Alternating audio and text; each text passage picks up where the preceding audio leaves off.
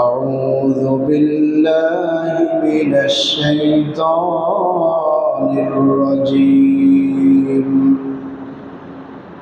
بسم الله الرحمن الرحيم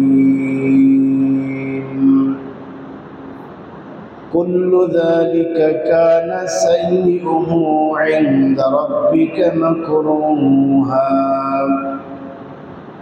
ذلك مما أوحى إليك ربك من الحكمة ولا تجعل مع الله إلها آخر فتلقى في جهنم ملوما مدحورا أفأصفاكم ربكم بالبنين واتخذ من الملائكة إناثا إنكم لتقولون قولا عظيما وقال تعالى في شان حبيبه مخبرا وآمرا إن الله وملائكته يصلون على النبي يا أيها الذين آمنوا صلوا عليه وسلموا تسليما اللهم صل على محمد وعلى آل محمد كما صليت على إبراهيم وعلى آل إبراهيم إنك حميد مجيد اللهم بارك على محمد وعلى آل محمد كما باركت على إبراهيم وعلى آل إبراهيم إنك حميد مجيد সম্মানিত দিনদার পরহেজগার মুসলিম আসসালামু আলাইকুম ওয়া রাহমাতুল্লাহি ওয়া বারাকাতুহু। মহান আল্লাহ সুবহানাহু ওয়া তাআলার দরবারে অসংখ্য অগণিত শুকরিয়া জানাচ্ছি যে রব্বুল আলামিন জিলহজ মাসের আজকের তৃতীয় জুমাতে দুনিয়ার সকল কর্মব্যস্ততাকে পিছনে ফেলে রেখে সালাতুল জুমআ আদায় করার পরিবেশে আমাদেরকে আল্লাহ তাআলার ঘরে এসে বসার সুযোগ করে দিয়েছেন। পাশাপাশি সংক্ষিপ্ত পরিসরে মহাগ্রন্থ আল কোরআন কারীম থেকে কিছু কথা শোনার জন্য আমাদেরকে বাছাই করেছেন। এই জন্য আমরা মনিবের দরবারে শুকরিয়া জানাচ্ছি আলহামদুলিল্লাহ।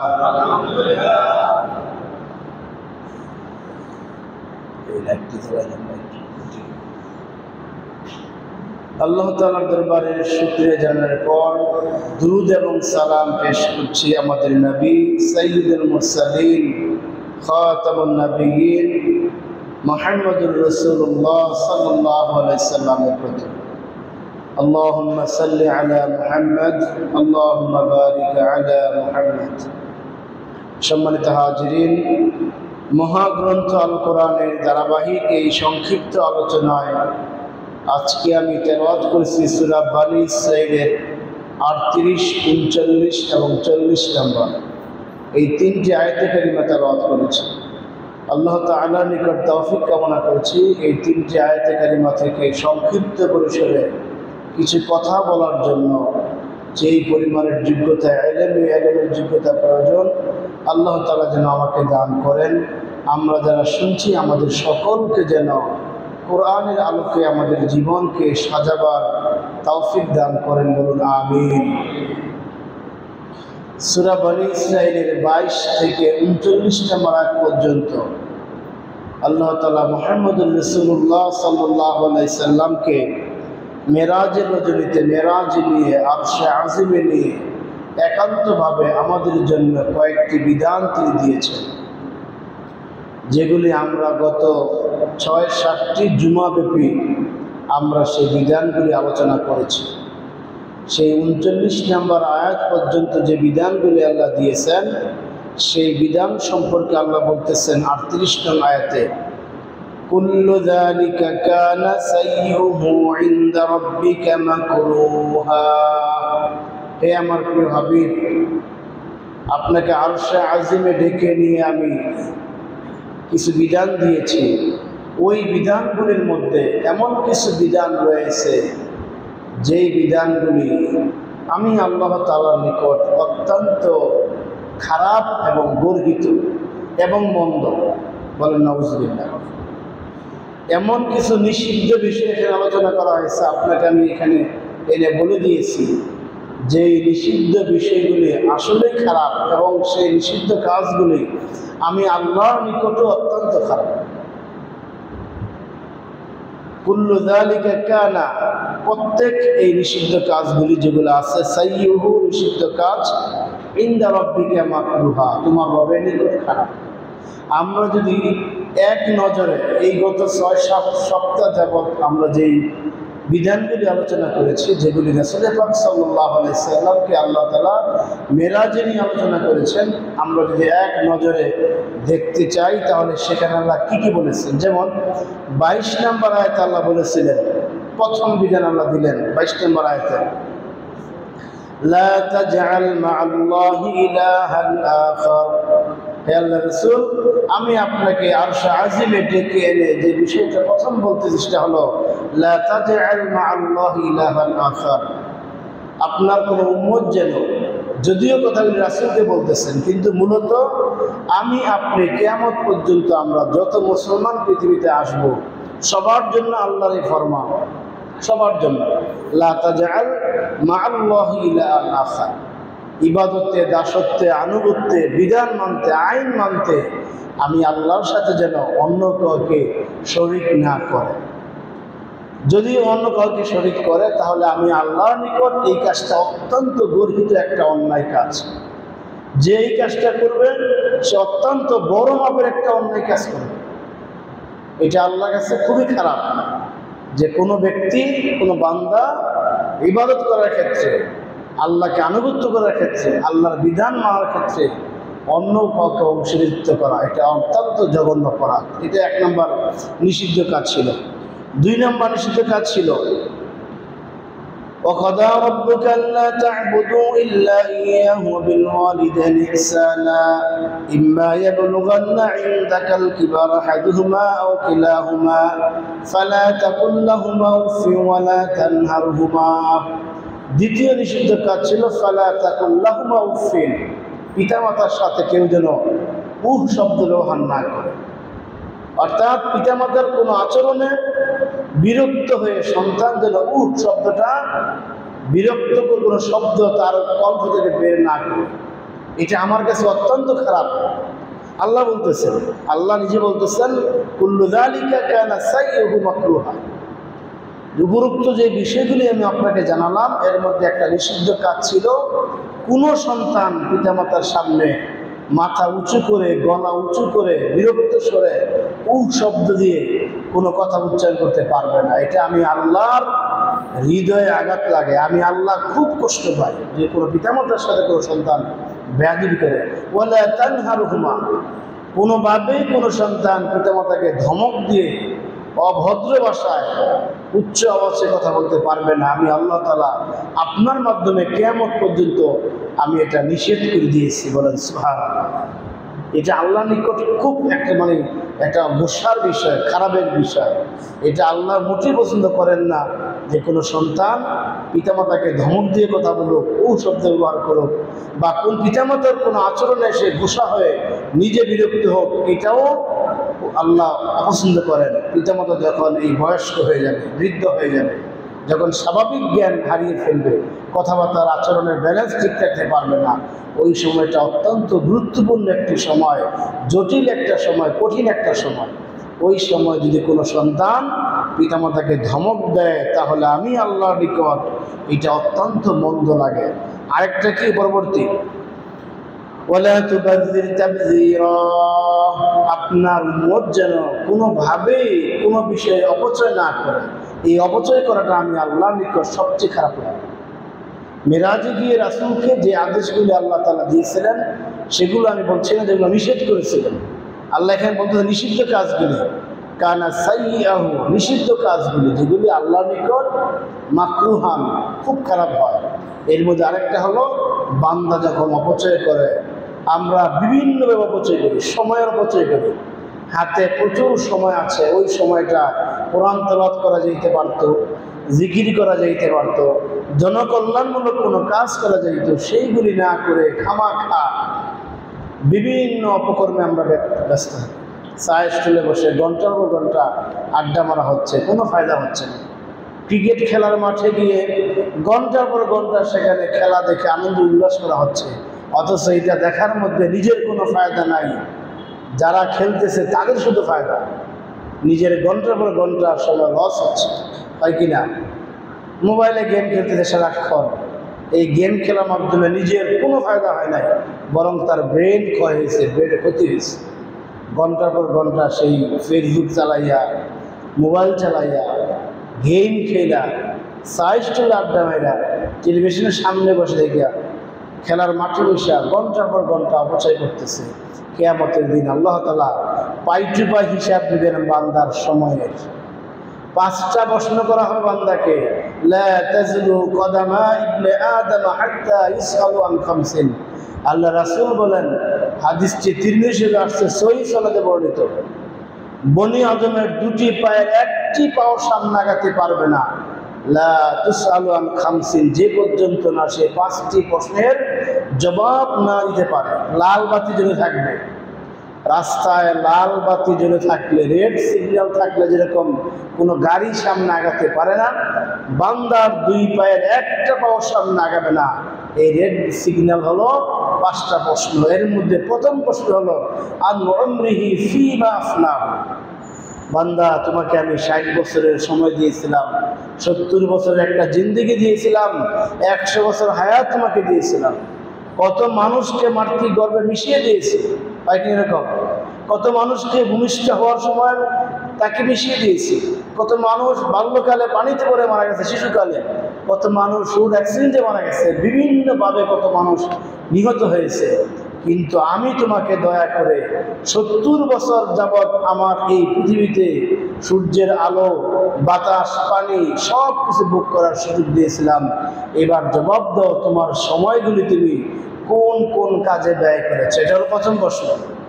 হাসরের ময়দানে যখন বান্দা যাবে, প্রথম প্রশ্ন হলো এটা, এই সময়গুলি তুমি কোন কোন কাজে ব্যয় করেছে, আজকে জবাব দাও।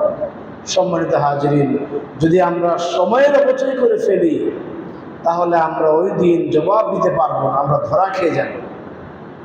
এরকম সম্পদের অপচয়, টাকার অপচয়, ওই 5টা প্রশ্নের 3 নাম্বার, 4 নাম্বার, 5 নম্বর প্রশ্ন হলো ওয়ামা আনফাকা ফি।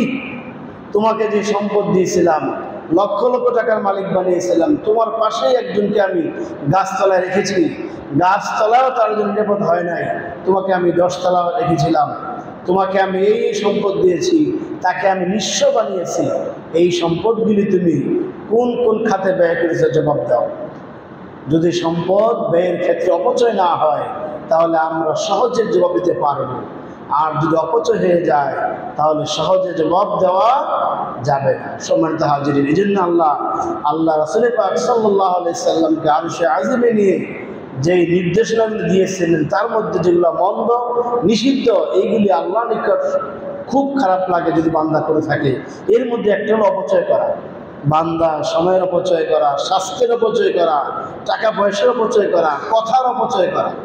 এই যে আমরা কথা বলতেছি, এই কথাগুলি কিন্তু আল্লাহ তাআলা আপনাকে আমাকে যেই 70 বছর হায়াত দিলেন, 50 বছর হায়াত দিলেন, এই 50 বছর পর্যন্ত আল্লাহ তাআলা একটা লিমিটেশন দিয়েছে যে তুমি এত হাজার কথা বলবে, এত কোটি কথা বলবে।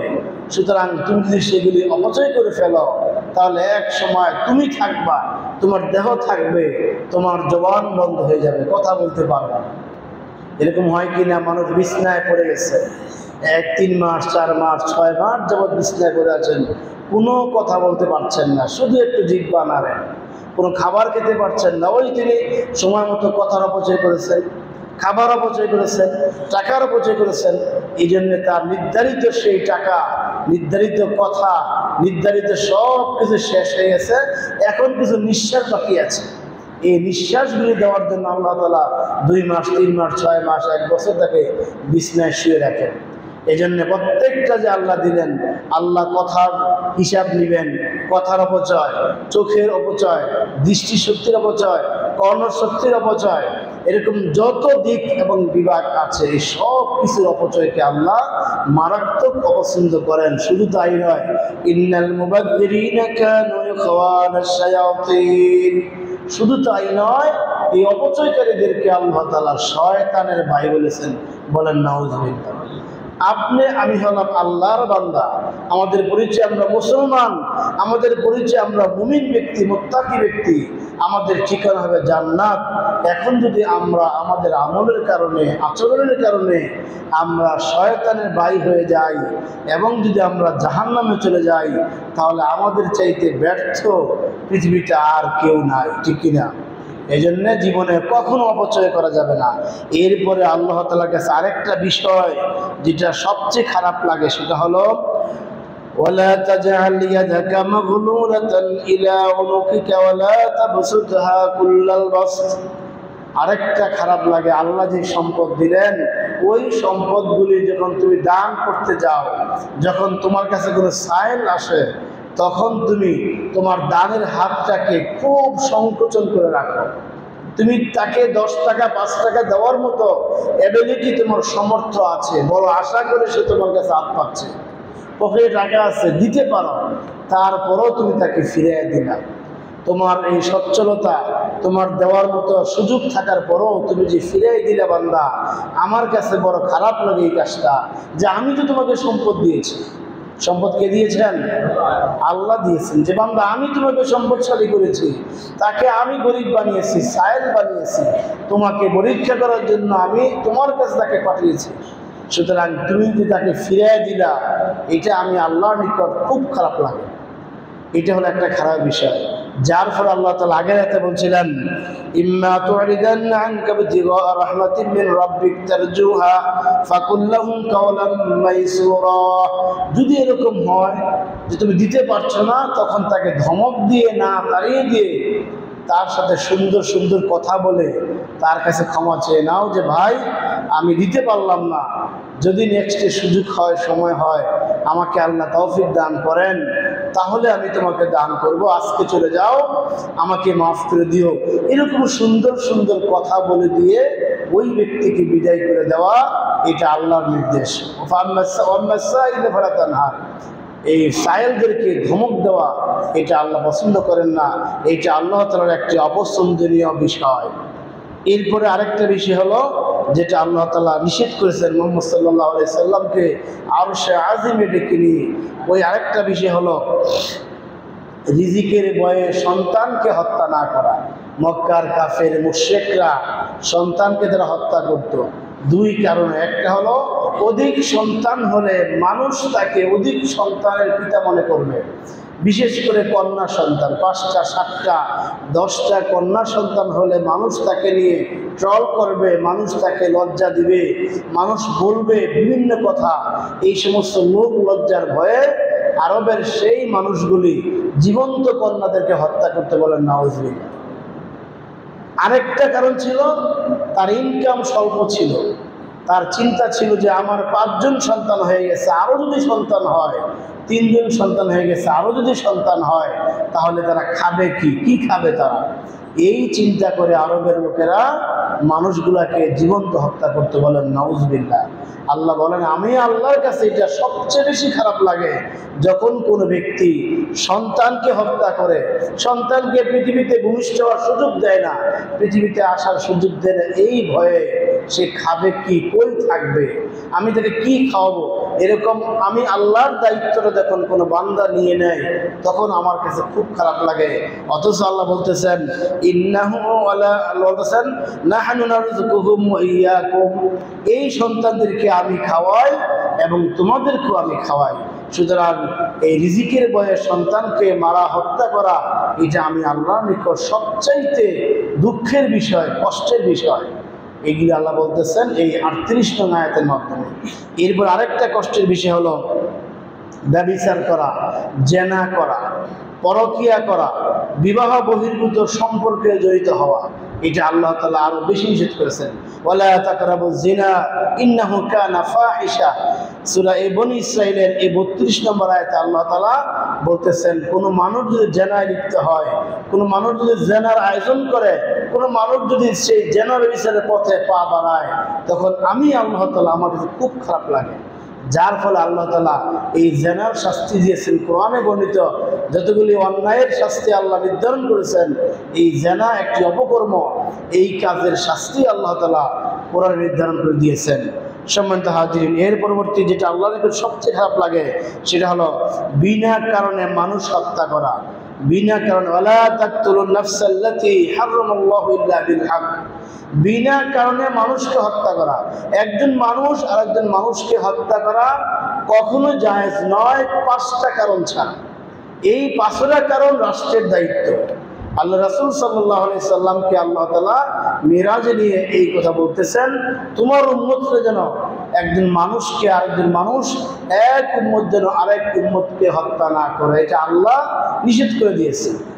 5টা কারণ ছাড়া মানুষ হত্যা জায়েজ নাই। আর সেই মানুষ হত্যার দায়িত্ব হলো রাষ্ট্রপক্ষের, কোনো ব্যক্তির নয়। এই 5টা কারণ প্রায়ই বলে থাকি। এর মধ্যে 1 নম্বর কারণ হলো, যদি কোনো ব্যক্তি কোনো ব্যক্তিকে হত্যা করে, হত্যার বদলা হত্যা করবে।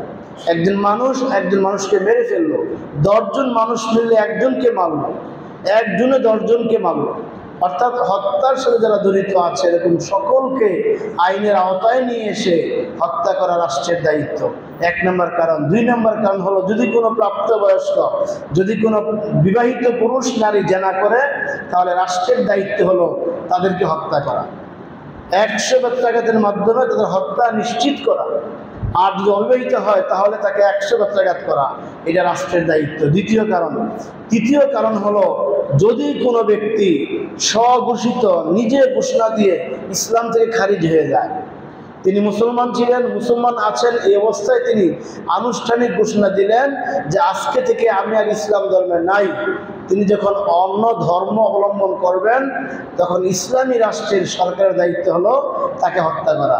বুখারীর হাদিসে রাসূল আকরাম সাল্লাল্লাহু আলাইহি ওয়াসাল্লাম বলেছেন, মান বাদদালা দীনাহু, যে ব্যক্তি তার দ্বীনকে পরিবর্তন করলো, ফাকতুলুহু, তাকে হত্যা করো। এই জন্য যারা নাস্তিক হবে, স্বঘোষিত নাস্তিক হবে, রাষ্ট্রের দায়িত্ব হলো ওই স্বঘোষিত নাস্তিকদেরকে হত্যা করে ফেলা। ইসলাম থেকে যারা নাস্তিক হয়ে যাবে, অন্য ধর্ম থেকে নাস্তিক হলে এটা রাষ্ট্রের দায়িত্ব নয়। ইসলাম থেকে যারা নাস্তিক হয়ে যাবে, রাষ্ট্রের দায়িত্ব হলো তাকে হত্যা করা। এরপরে 4 নম্বর দায়িত্ব, 4 নম্বর হত্যা হবে, ইসলামী রাষ্ট্র প্রতিষ্ঠিত হয়ে গেছে, এখন ইসলামী রাষ্ট্রের ভিতরে বসে বসে বহির্বিশ্বের সাথে ষড়যন্ত্র করে এখান থেকে শরিয়াকে উৎখাত করার জন্য যদি কোনো গোষ্ঠী, কোনো ব্যক্তি, কোনো মহল চেষ্টা করে, উপযুক্ত প্রমাণের ভিত্তিতে যদি তাকে ধরা যায়, তাহলে রাসূল পাক সাল্লাল্লাহু আলাইহি ওয়াসাল্লাম হাদিসের ভাষ্য অনুযায়ী ওই ব্যক্তিকে হত্যা করা। 5 নম্বর হত্যা হলো, যখন মুসলমানের বিরুদ্ধে যুদ্ধের ময়দানে অপরপক্ষ দাঁড়াবে, অপরপক্ষ সে যেই হোক না কেন, তখন তার তরবারির সামনে আসলে, সে যেহেতু ইসলামের বিপক্ষে দাঁড়িয়েছে, তখন যুদ্ধের ময়দানে আসলে তাকে হত্যা করা জায়েজ। এই 5টা কারণ ছাড়া মানুষ হত্যা জায়েজ নাই। এই 5টা কারণ ছাড়া যদি ক্ষমতার আধিপত্যকে বিস্তার করতে গিয়ে, টেম্পো স্ট্যান্ড দখল করতে গিয়ে, লঞ্চ ঘাট দখল করতে গিয়ে, গরুর হাটের ইজারাদার নিয়ে যদি এই মারামারির মাধ্যমে হত্যা হয়, আল্লাহ বলেন কাতালান নাসা জামিআ, এটা শুধু একটা মানুষকে নয়, বরং গোটা পৃথিবীর মানুষকে যেন সে হত্যা করলো। বলেন নাউজুবিল্লাহ। এই যে গত মঙ্গলবার দিন মাঝিপাড়া যে ছেলেটা নিহত হলো, এখন তার স্ত্রীর কাছে গোটা পৃথিবী নিয়ে আসলেও, নিয়ে দিলেও আপনি তার স্বামীকে ফিরে আনতে পারবেন না। পারবেন? তার সন্তানের কাছে আমরা গোটা পৃথিবী আসলেও তার পিতাকে আপনি ফিরাতে পারবেন না। সুতরাং গোটা পৃথিবী আছে, তার পিতা নাই, তার কাছে কিচ্ছু নাই। গোটা পৃথিবী আছে, তার স্বামী নাই, তার কাছে কিচ্ছু নাই। এই জন্য আল্লাহ বললেন যে অন্যায়ভাবে যদি কোনো মানুষকে হত্যা করে, তাহলে সে যেন একটা মানুষকে নয়, গোটা পৃথিবীর সমস্ত মানুষকে হত্যা করে ফেললো। বলেন নাউজুবিল্লাহ। আর এরকম হত্যাকারীর ঠিকানা হলো জাহান্নাম। এই 5 কারণ ব্যতীত যত হত্যাকাণ্ড হবে, দুনিয়াবি আইন আদালতে বিচার হোক আর না হোক, কিয়ামতের দিন সে কখনোই আল্লাহর জান্নাতে দিতে পারবে না। কারণ সে আল্লাহর যে বিধান, সেই বিধানের উপর সে আঘাত এনেছে। আল্লাহ হলেন জীবন মৃত্যুর মালিক। জীবন মৃত্যুর মালিক কে? আল্লাহ। সেই জীবন মৃত্যুর মালিক আল্লাহর উপর সে হস্তক্ষেপ করেছে। এই জন্য আত্মহত্যাকেও নাজায়েজ বলা হয়েছে, হারাম করা হয়েছে। আল্লাহর কাছে এটা বড়ই কষ্টের বিষয়, বড়ই খারাপের বিষয় যে কোনো মানুষকে হত্যা করে ফেলল। সম্মানিত হাজরিন, ইসলামের এই বিধানগুলি আমাদের দেশে বাস্তবায়ন না হওয়ার কারণে এখন একটা পাখি মারা যেরকম কঠিন, তার চাইতে সহজ হয়ে গেছে একটা মানুষ মারা।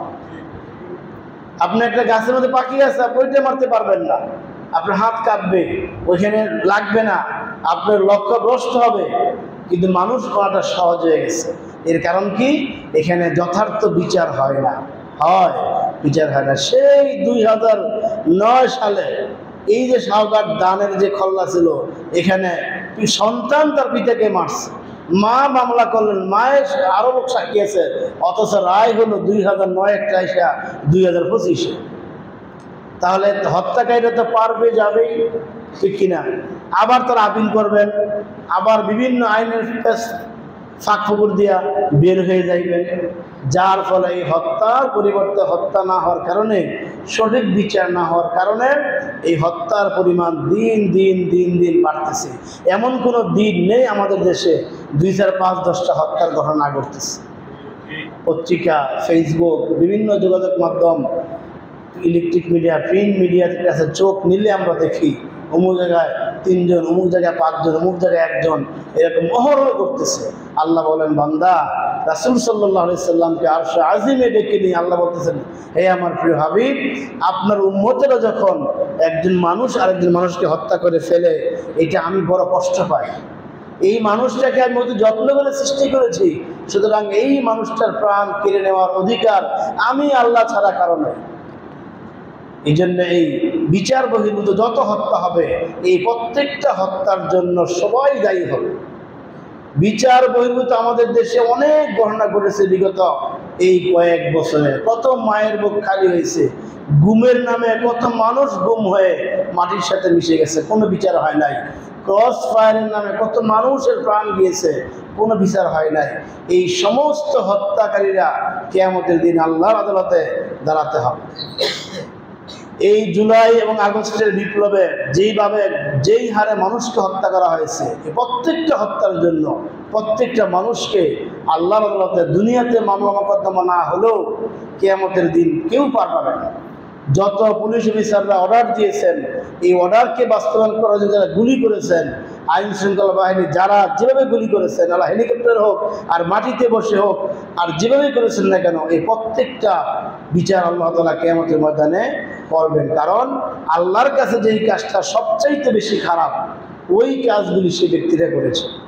এই জন্য মানুষ হত্যা থেকে প্রত্যেক মানুষকে একেবারেই মুক্ত থাকতে হবে। আল্লাহ তাআলা আমাদেরকে বুঝার তৌফিক দিন, আমিন। এরপরে আল্লাহর নিকট যে বিষয়টা খারাপ লাগে, ওয়ালা তাকরাবু মালাল ইয়াতীম ইল্লা বিল্লাতী হিয়া আহসান। আল্লাহ বলতেছেন রাসূলকে, হে রাসূল, আপনার উম্মতের মধ্যে কেউ যেন এতিমের কোনো হক নষ্ট না করে। এতিমের হক যারা নষ্ট করবে, আমি তাদের প্রতি মারাত্মক রাগ হই এবং তাদের প্রতি আমার ক্ষোভ থাকে, আমার লানত থাকে। এতিমের দায়িত্বে যারা আছেন, সেই এতিমের সম্পদগুলি তারা নষ্ট করে ফেলে। আজকে দেখেন, কত বছর যাবৎ আমাদের বাংলাদেশে এতিম অসহায় যারা লালিত পালিত হন, তাদের ইনকামের একটা বড় সোর্স ছিল এই কুরবানির পশুর চামড়া বিক্রি করে সেই টাকা দিয়ে তাদের ভরণ পোষণ করা, ঠিক কিনা? এটা বড় একটা সোর্স ছিল। এই বড় একটা সোর্সকে সিন্ডিকেটের মাধ্যমে বিভিন্নভাবে এইগুলাকে মূল্য এমনভাবে নামিয়ে রাখে, ওই সময়টা এই কাঁচা চামড়া ফালাইয়া দেওয়া ছাড়া আর কোনো বাউ নেই। কারণ এটা এমন একটা পদার্থ, এটা আপনি বাড়িতে সংরক্ষণ করতে পারবেন না, তাদেরকে আপনি এমনিতে দিয়ে আসতে হবে। আমি দেখছি এই ঈদে অনেকে চামড়া পুকুরে ফালাইয়া দিচ্ছে, অনেকে মাটিতে গেড়ে রেখেছে। কেন? ন্যায্য মূল্য নাই। এই সিন্ডিকেটের মাধ্যমে যারা এতিমের এই খাবারে হস্তক্ষেপ করলেন এরা এমন একটা অন্যায় কাজ করলেন যেটা আল্লাহর কাছে খুব গোসা হয়। এই জন্য এতিমের দায়িত্বে যারা আমরা আছি থাকবো, খেয়াল করতে হবে এই এতিমটা পরিপূর্ণ বয়স হওয়ার আগ পর্যন্ত, হাত্তা ইয়াবলুগা আশুদ্দাহু, পরিপূর্ণ বয়স হওয়ার আগ পর্যন্ত এই এতিমের সম্পদ যার কাছে থাকবে সেটাকে পরিপূর্ণ হেফাজত করে তার প্রাপ্ত বয়স্ক হলে তাকে এটা ফেরত দিতে হবে। এটা আল্লাহর বিধান। আল্লাহ রাসূল পাক সাল্লাল্লাহু আলাইহি সাল্লামকে বলতেছেন, আপনার উম্মত যদি কোনো এতিমের সম্পদকে তসরুফ করে তাহলে আমি আল্লাহর নিকট সেটা সবচাইতে খারাপ লাগে। এরপরে যে বিষয় খারাপ লাগে আল্লাহর কাছে সেটা হলো ওয়াউফু বিল আহদি ইন্নাল আহদা কানা মাসউলা। এরপরে আল্লাহর নিকট যেই কাজটা খারাপ লাগে সেটা হলো কোনো একটা মুমিন যদি আরেকটা মুমিনের সাথে কোনো বিষয়ে চুক্তিতে আবদ্ধ হয়, ওয়াদাবদ্ধ হয়, এই ওয়াদা যখন সে খেলাপ করে ফেলে তখন আল্লাহ তাআলার নিকট এটা সবচেয়ে বড় খারাপের কারণ হয়। আল্লাহ এটাকে সবচেয়ে খারাপ মনে করেন। একজন মুসলমান আরেকজন মুসলমানের সাথে ব্যবসায়িক চুক্তি হতে পারে, এক দেশের সাথে আরেক দেশের আন্তর্জাতিক চুক্তি হতে পারে, একটা সম্প্রদায়ের একটা সম্প্রদায়ের সাথে বিভিন্ন চুক্তিভিত্তিক কাজ হতে পারে। যত প্রকার চুক্তি আছে আল্লাহ বলতেছেন এই চুক্তি করে পাকাপোক্ত ওয়াদা করে যখন এই চুক্তিটা লঙ্ঘন হয়ে যায় তখন আমি আল্লাহ তার প্রতি খুব রাগ হই, আমি তার প্রতি খুব নারাজ হই। হে আমার প্রিয় হাবিব, আপনি আপনার উম্মতদেরকে এই মেসেজটা দিয়ে দেন, আপনার উম্মত যেন জীবনে কখনো কোনো প্রকার ওয়াদা করে প্রতিশ্রুতি দিয়ে সেটা যেন না ভাঙে, যদি ভাঙে তাহলে আমি তার প্রতি গোসা হই। এরপরে 10 নাম্বার যেটা আল্লাহর নিকট বেশি খারাপ লাগে সেটা হলো ওয়াউফুল কাইলা ইযা কিলতুম ওয়াজিনু বিল কিসতাসিল মুস্তাকিম। আপনার ব্যবসায়ী উম্মতরা যখন ব্যবসা করে, যখন তাকে মেপে দেয়, ওজন করে মেপে দেয়, অথবা স্কেল দিয়ে মেপে দেয়, অথবা তরল পদার্থের লিটারে মেপে দেয়, যে কোনোভাবে তাদের ব্যবসার মধ্যে যে মাপের কার্যকলাপ হয় সেই মাপের মধ্যে যদি কম বেশি করে, 1 কেজি পুরানা দিয়ে 950 গ্রাম দেয়, 36 ইঞ্চি না দিয়ে 35 ইঞ্চিতে 1/10 মাপে, 950 মিলিলিটার যদি 1 লিটার মাপে, এরকম যারা বাটকারাকে ছোট করে, মাপ যন্ত্রের মধ্যে ভেজাল করে, মাপ যন্ত্রের মধ্যে প্লাস দিয়ে রাখে আগেই যাতে করে 200 গ্রাম 150 গ্রাম 100 গ্রাম কম হয়, এরকম মাপের মধ্যে যারা ভেজাল করে আমি আল্লাহ তাআলা তখন আমার কাছে খুব খারাপ লাগে।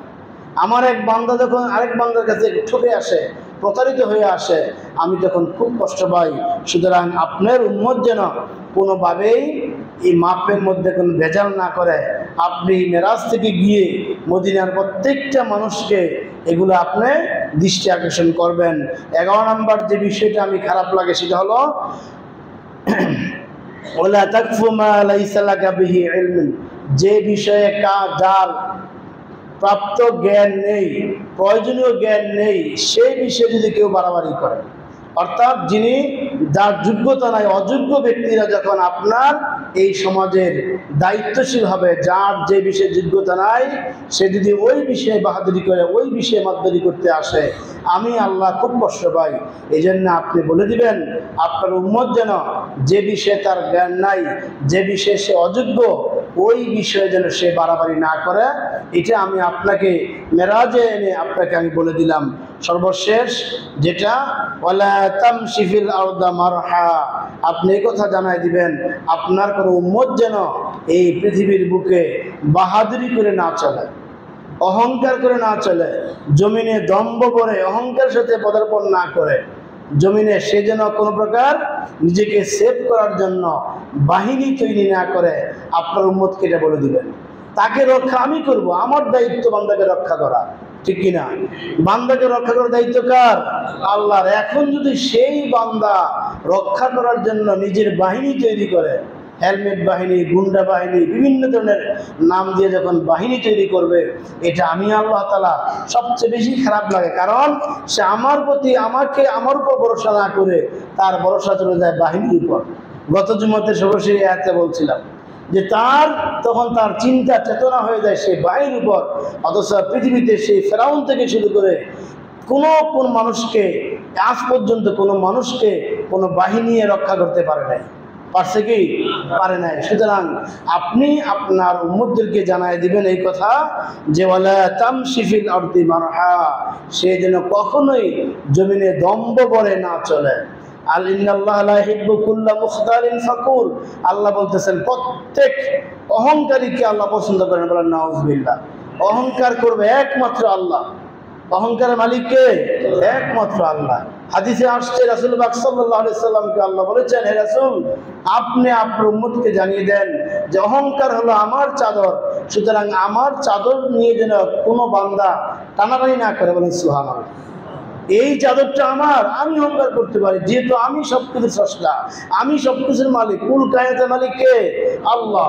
লিল্লাহি মা ফিস সামাওয়াতি ওয়া মা ফিল আরদি লাহুল মুলকু ওয়া লাহুল হামদু। এরকম অনেক আয়াত, অনেক কালমা, অনেক শব্দ কোরআনে আছে যে সার্বভৌমত্ব সবকিছুর একমাত্র মালিক কে? আল্লাহ। আমরা মাঝখানে কয়েকদিন বুক করতেছি। এই যে আমরা যেখানে বসে কথা বলতেছি, ধরেন এখন থেকে 500 বছর আগে বা 1000 বছর আগে এই এলাকা পুরোই খালি ছিল। ধরেন 1000 বছর আগে কোনো মানুষ এখানে ছিল না। এরপর আস্তে আস্তে কিছু মানুষ আসলেন, তারা 100 বছর থাকলেন। 100 বছর পর তারা কোথায় চলে গেলেন, এখন তাদের অস্তিত্ব নাই। তাদের পরবর্তী প্রজন্ম আসলেন, তারা চললেন আরো 100 বছর, তাদের এখন অস্তিত্ব নাই। এখন আবার আরেক প্রজন্ম আসলেন, তারা চলেন 100 বছর, তাদের অস্তিত্ব এখন নাই। এখন মনে করেন যে 1000 বছর পরে আইসা আমরা আছি। কারা আছি? আমরা আছি। এখন আমরা কেউ 2 দোকানের মালিক, কেউ 1 দোকানের মালিক, কেউ 5 কোটি টাকার মালিক, কেউ 10 বিঘা টাকার মালিক, আমরা মালিক আছি। এখন থেকে 500 বছর পর যদি কিয়ামত হয়, আমরা কোথায় থাকবো? 500 বছর পরে আমাদের কারো অস্তিত্ব থাকবে? থাকবে না। যদি কিয়ামত হয়ে যায় তখন এখন থেকে 1000 বছর আগে এই জমিন যার ছিল, 500 বছর পরে এই জমিন কিন্তু তার রয়ে গেছে। রয়ে গেছে কিনা বুঝেন নাই কথাটা? 1000 বছর আগে জমিন যার ছিল, 1000 বছর পর কিয়ামত হয়ে গেলে জমিন কিন্তু তার রয়ে গেছে। মাঝখানে আমরা কয়েকদিন মাতবরি করলাম। আল্লাহ এটাই জানাই দিলেন যে খবরদার, জমিন কিন্তু আমার, আমি কিন্তু সবকিছু মালিক। আমার এই জমিনে, আমার এই সম্পদের উপর আপনার উম্মত যেন এই বাহাদুরি না করে, বাহিনী তৈরি না করে, তারা যেন দম্ভ করে, অহংকার করে এই জমিনে পদালোচনা না করে। যদি অহংকার করে তাহলে আমি তাকে ধরবো, তাকে আমি ছাড় দিব না। এই 12টা বিষয় 22 নম্বর আয়াত থেকে 39 নম্বর আয়াত পর্যন্ত এই 12টি নিষিদ্ধ বিষয় আল্লাহ তাআলা রাসূল পাক সাল্লাল্লাহু আলাইহি সাল্লামকে মেরাজ নিয়ে পাশে বসিয়ে এই তালিম দিলেন যে আপনি মদিনা রাষ্ট্রে এগুলা বাস্তবায়ন করবেন। রাষ্ট্রীয়ভাবে বাস্তবায়ন করলে আপনার মদিনা রাষ্ট্রটা সোনার মদিনা হবে। কি মদিনা হবে? সোনার মদিনা হবে। আমাদের দেশের নাম কি? বাংলাদেশ। এটাকে বলা হয় সোনার বাংলা। কি বলা হয়? সোনার বাংলা। কিন্তু যারা সোনার বাংলার স্বপ্ন দেখেছিলেন তারাই বলতে বাধ্য হলেন আমার সামনে চোর, ডাইনে চোর, বামে চোর, পিছনে চোর, সব দিকে চোর।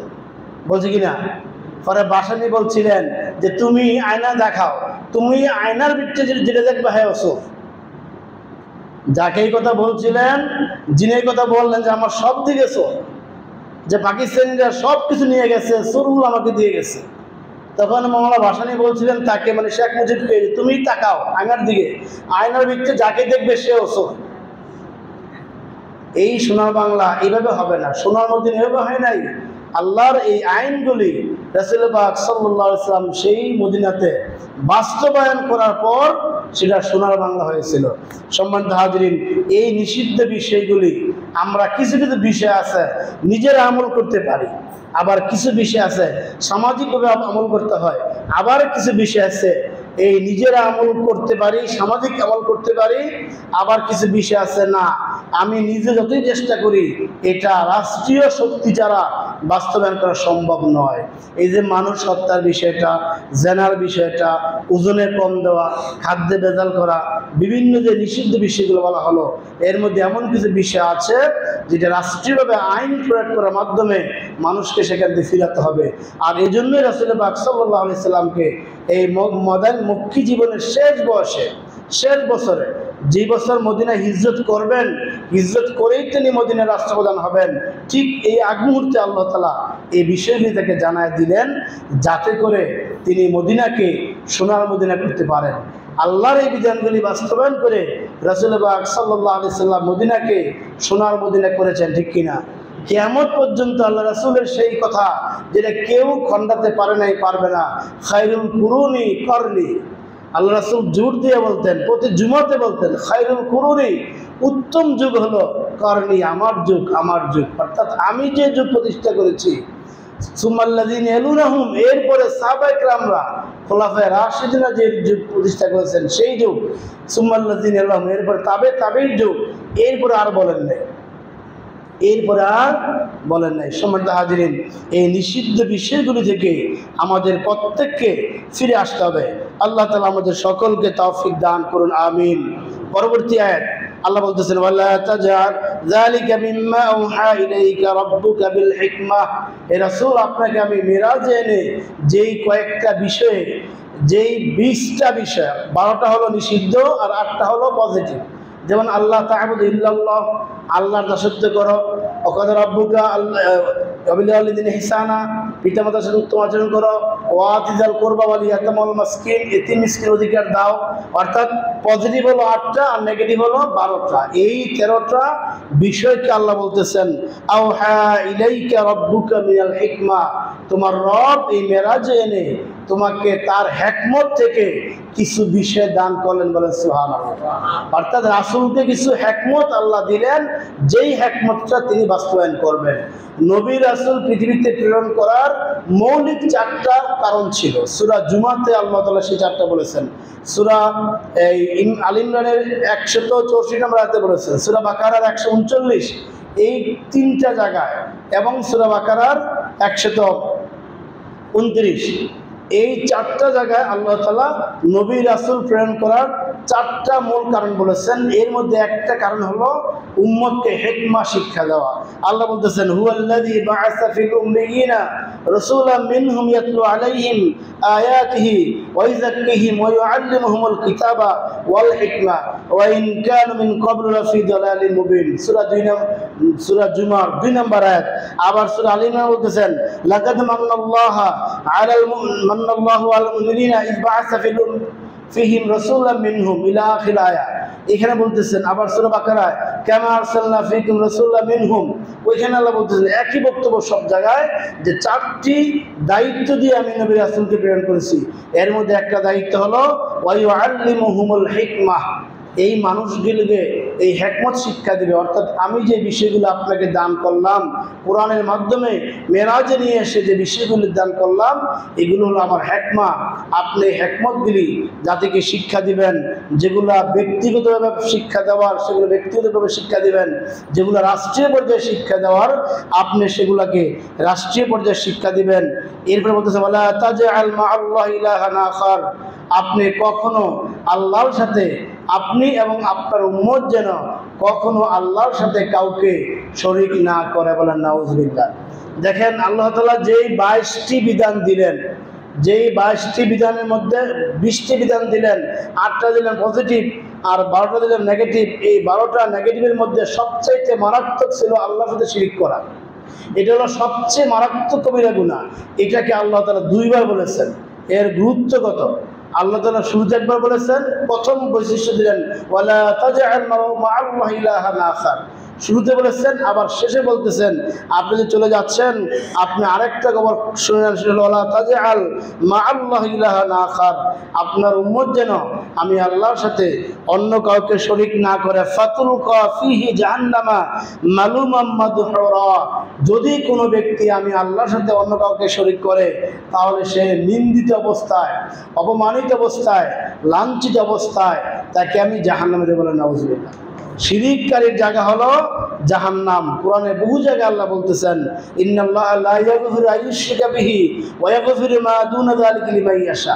আল্লাহ বলতেছেন সূরা নিসার 48 নম্বর আয়াতে, আল্লাহ তাআলা বান্দার সমস্ত গুনাহ ক্ষমা করে দেন। আলহামদুলিল্লাহ, এটা আমাদের জন্য আল্লাহর একটা বড় ইহসান, বড় করুণা, বড় দয়া। বান্দার সমস্ত গুনাহ ক্ষমা করে দেন। আইয়ুশরিকা বিহি, কিন্তু যদি সেই ব্যক্তি আল্লাহর সহিত কাউকে শরীক করেন, সেই গুনাহ আল্লাহ তাআলা মাফ করেন না, বলেন নাউজুবিল্লাহ।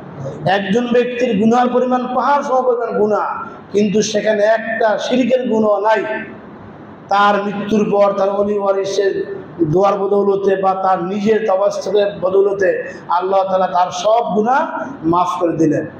কিন্তু একজন বান্দা একটা শিরক করে মারা গেলেন, আল্লাহ রাসূল বলেন তার আমলনামা যদি পাহাড় পরিমাণ সওয়াব থাকতো আর একটা শিরক করার কারণে সবগুলো বাতিল হয়ে গেল, আল্লাহ তাআলা তাকে এই ব্যক্তিকে ক্ষমা করবেন না।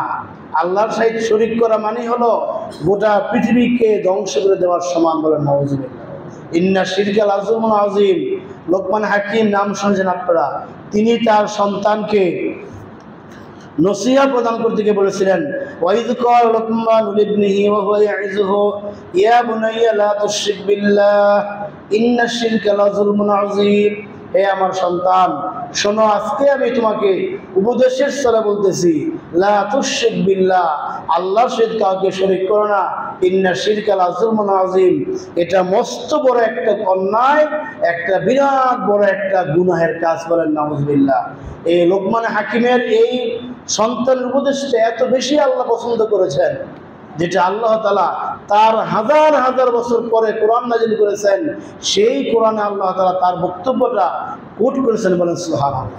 আল্লাহ কেমন মানের ব্যক্তি ছিলেন, যেই ব্যক্তির কথাটা আল্লাহ তাআলা কোরআনে দিয়েছেন। সুবহানাল্লাহ। সম্মানিত হাজিরিন, এই শিরিক হলো দুই প্রকার। একটা হলো শিরিকে আকবর, অনেক বড় শিরিক। একটা শিরিকে আসগর, ছোট শিরিক। কিন্তু বড় হোক ছোট হোক, শিরিক কিন্তু শিরিকই। বড় শিরিকগুলা যেগুলো আমরা আল্লাহর সাথে সরাসরি কাউকে অংশীদারিত্ব স্থাপন করা, মূর্তির সামনে মাথা নত করা, গাছের পূজা করা, মাছের পূজা করা, মাজারে গিয়ে সেজদা দেওয়া, সরাসরি পীর সাহেবকে সেজদা দেওয়া, এরকম বাংলাদেশে অনেক ভণ্ড, সেই মঈনুদ্দিনের মতো অনেক ভণ্ড পীর সাহেব আছে যারা সরাসরি মানুষ তাকে সেজদা করে। এরকম যারা মানুষের সেজদা নেয়, সেজদা করে, এটা হলো বড় শিরিক। আরেকটা ছোট শিরিক হলো যেটা আমরা করি বেশি। এই যে আমি কথা বলতেছি, এই কথার মধ্যে যদি আমার ভিতরে এই চিন্তা কাজ করে যে মানুষ বলুক যে মার্কেটে ইমাম সাহেব কত সুন্দর বয়ান করতেছে, সব শেষ, সব কি শেষ। এই যে আমরা গত কুরবানি কিনলাম, কুরবানি দিলাম, এই কুরবানি করা, কুরবানি দেওয়ার মধ্যে যদি কারো ভিতরে বিন্দু মাত্র এই চিন্তা থাকে, লোকজন এবার বুঝবে আমি যে কে, কত বড় গরু কুরবানি দিতে পারি, আমার যে তৌফিক আছে কুরবানি দেওয়ার, লোকজন এবার বুঝুক, সব শেষ। মসজিদে আসলেন আপনি, আগের কাতারে যদি গিয়ে না বসতে পারি, পরে আইসা আসতে কিন্তু শেষে, পরে আইসা আগের কাতারে যদি বসতে না পারি, তাহলে আমি যে নামাজি মানুষ তো জানতই না। এই নিয়ত করে সবার শেষে আইসা যদি মানুষকে ডিঙ্গে কেউ সামনে আসেন, তিনি কি করলেন? শিরিক করলেন। কি করলেন? শিরিক করলেন। যদি তার ভিতরে নিয়ত থাকে যে আমি যদি মসজিদে না আসি, মানুষ তো বলবে অমুকে মসজিদে আসে নাই, যাই একটু সামনে যাই, এই সবাইকে কষ্ট দিয়ে সামনে বসলে আইসা, এটা কি হয়ে গেল? শিরিক হয়ে গেল। আল্লাহ রাসূল বললেন, যে ব্যক্তি নামাজ পড়লো লোক দেখানোর চিন্তায়, রোজা রাখলো লোক দেখানোর চিন্তায়, হজ করলো লোক দেখানোর চিন্তায়, জিহাদ করলো মুজাহিদ বলবে এই চিন্তায়, সে 5 টাকা সে সবগুলি শিরিক করলো। বলেন নাউযুবিল্লাহ। এগুলা ছোট শিরিক হলো, শিরিক কিন্তু শিরিকের ছোট হোক বড় হোক, ছোট মনে করে এটা করার কোনো সুযোগ নাই, আছে নাকি? নাই। আপনার পকেটের মধ্যে 200 টাকা বাথরুমের ময়লা নিলেন, আরেক ব্যক্তি তার গায়ের মধ্যে পুরা গা বাথরুমের ময়লা বললো, পার্থক্য খুব বেশি না। এইটাও গন্ধ আসবে, এইটাও খারাপ লাগবে, ওইটাও গন্ধ, হয়তো তাকে আপনি এখানে আসতে দিবেন না। কিন্তু আপনি শিরিক নিয়ে যখন, এই ময়লা নিয়ে যখন ঢুকবেন, আশেপাশে সবাই কষ্ট পাবে। এই জন্য বড় হোক ছোট হোক, এগুলো সব শিরিক। সকল শিরিককে বলা হয়েছে ইন্না শিরকা লাযুলমুন আযীম। আল্লাহ তাআলা আমাদেরকে বুঝার তৌফিক দিন, কোনোভাবেই যেন আমাদের আমল দ্বারা শিরিক না হয়ে যায়। শিরিক হয়ে গেলে কিয়ামতের দিন আল্লাহ আমাকে আপনাকে জাহান্নাম দিবেন। সূরা মায়েদা আল্লাহ বলতেছেন, সেখানে বলছেন মাই ইউশরিক বিল্লাহ ফাকাদ হারামাল্লাহু আলাইহিল জান্নাহ। স্পষ্ট আল্লাহর ফতোয়া, দুনিয়ার কোনো মানুষের ফতোয়া লাগবে না। আল্লাহ আয়াতে মুতাশাবিহা, আয়াতে মুহকাম আয়াতে আল্লাহ হুকুম দিচ্ছেন, মাই ইউশরিক বিল্লাহ, যে ব্যক্তি আল্লাহর সাথে কেউ শরীক করলো, ফাকাদ হারামা, অবশ্যই হারামাল্লাহু আলাইহি, তার জন্য হারাম করেছেন, আল জান্নাহ, জান্নাত তার জন্য হারাম। এবার যদি কারোর জন্য জান্নাত হারাম হয়, সে যাবে কোথায়?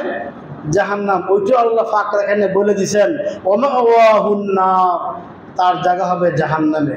এই জন্য কোনোভাবেই শিরক করা যাবে না। ইমানদার হওয়ার পরও, মুসলমান হওয়ার পরও অনেক মানুষ কিয়ামতের দিন আল্লাহর কাছে নামাজের চাবে যে আল্লাহ আমি তো নামাজে ছিলাম, আমাকে জান্নাতের চাবি দিন, আমি তো রোজা রেখেছিলাম, আমার বদলা দিন, আমি তো হজ করেছিলাম, আমার এই বদলা দিন, আমি তো দিনী ইলম অর্জন করেছিলাম, আমাকে সে পুরস্কার দিন।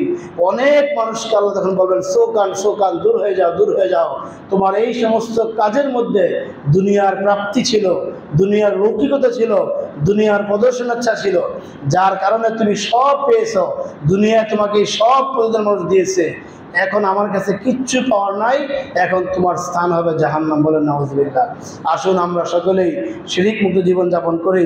আল্লাহ তাআলা এই আয়াতগুলির আলোকে নিষিদ্ধ বিষয়গুলি ছেড়ে যা আল্লাহ আদেশ করেছেন সেগুলি আমাদেরকে গ্রহণ করার তৌফিক দান করুন, আমিন। সম্মানিত হাজিরিন, আল্লাহ তাআলা ঘরের জন্য আমরা প্রতি জুমাতে কালেকশন করে থাকি। আপনারা গত জুমাতে, ঈদের জুমাতে আপনারা অনেক টাকা দিয়েছিলেন, 30,000 টাকা আমরা ওই দিন পেয়েছি, আলহামদুলিল্লাহ, অনেক টাকা। আজকে যেহেতু লোক সংখ্যা অনেক কম, আজকে লোক সংখ্যা অনেক কম, তাই আজকেও আমরা আমাদের যার যার সাধ্য অনুযায়ী বেশি বেশি দেওয়ার চেষ্টা করব। আমরা আল্লাহ তাআলা আমাদেরকে আরও বেশি বেশি দান করার তৌফিক দিন। ওয়া আখিরু দাওয়ানা আলহামদুলিল্লাহি রাব্বিল আলামিন। যারা আমরা সুন্নত পড়ি, মেহেরবানি করে সুন্নত পড়ি।